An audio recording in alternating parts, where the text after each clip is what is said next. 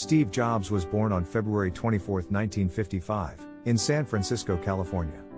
He was adopted by Paul and Clara Jobs and grew up in the San Francisco Bay Area.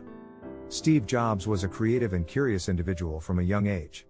As a child, he was fascinated by electronics and technology, and he spent a lot of time taking apart and fixing gadgets around his house. He was also interested in Eastern spirituality and had a lifelong passion for design and aesthetics. In high school, Jobs met Steve Wozniak, who would later become his business partner and co-founder of Apple Computer. Jobs attended Reed College in Portland, Oregon, but dropped out after only one semester. He later dropped in on college classes that interested him, including a calligraphy class that would later influence the design of Apple's first computer, the Macintosh. Jobs was known for being charismatic and confident, and he had a talent for marketing and selling his ideas. He had a strong vision for the future of technology and was always looking for new and innovative ways to push the boundaries of what was possible. Overall, Steve Jobs was a driven and passionate young man who was always searching for new experiences and ideas. His creativity, curiosity, and vision would go on to shape the technology industry and change the world. In 1976, Jobs and Steve Wozniak co-founded Apple Computer in Jobs' parents' garage. It is often cited as a classic example of American entrepreneurship and the garage startup mentality. In the 1970s, Jobs and Wozniak were young tech enthusiasts who were passionate about computer technology and its potential to change the world. They had a shared vision for building a computer that was affordable and accessible to everyone, and they set out to do just that. This early episode in the history of Apple is often seen as a testament to the ingenuity and determination of Jobs and Wozniak, and it has become an enduring part of the company's folklore. The garage where they started the company has even been designated a historical landmark by the city of Los Altos, California. They began by designing and building the Apple I computer in Jobs' parents' garage, using spare parts and scrap materials they had lying around. The Apple I was introduced in 1976 and was followed by the even more successful Apple II, which established Apple as a major player in the computer industry.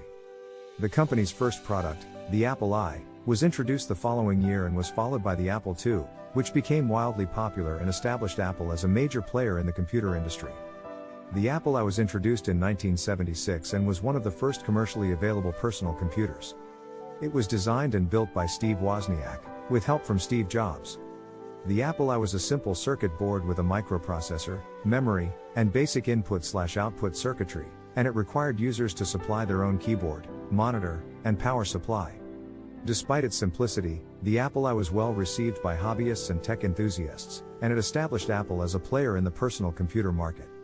The Apple II was introduced the following year and was a more fully featured computer that came in a plastic case and was sold with a keyboard, power supply, and other peripherals.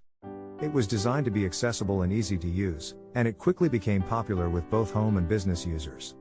The Apple II was one of the first computers to feature color graphics, and it was widely used for gaming and other applications. Both the Apple I and Apple II were significant milestones in the history of personal computing, and they helped to establish Apple as a major player in the industry. The success of these early computers laid the foundation for the company's future success, and many of the innovations that were introduced with the Apple I and Apple II can still be seen in Apple's products today. Steve Jobs was forced to resign from Apple in 1985 after a power struggle with the company's board of directors. At the time, Apple was facing increasing competition in the personal computer market and was struggling to maintain its position as a leading innovator. Jobs was known for being a demanding and difficult boss, and his management style had come into conflict with the rest of the company's leadership. The board of directors eventually lost confidence in Jobs and made the decision to remove him from his role as CEO. After leaving Apple, Jobs founded Next, a computer company focused on developing high-end, software-based systems for businesses. He also bought Pixar Animation Studios and became its CEO, helping to turn the company into one of the world's leading animation studios. In 1996, Apple was in a dire financial position and was in danger of going out of business. The company decided to acquire Next, and Jobs returned to Apple as a consultant.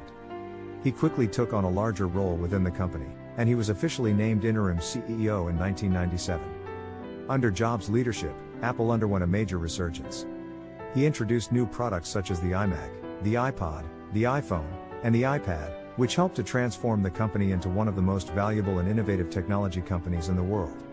Jobs' return to Apple is often seen as a turning point in the company's history, and he is credited with leading Apple's revival and guiding the company to its current position of success.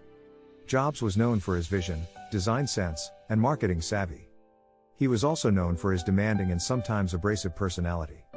He passed away on October 5, 2011, following a long battle with pancreatic cancer.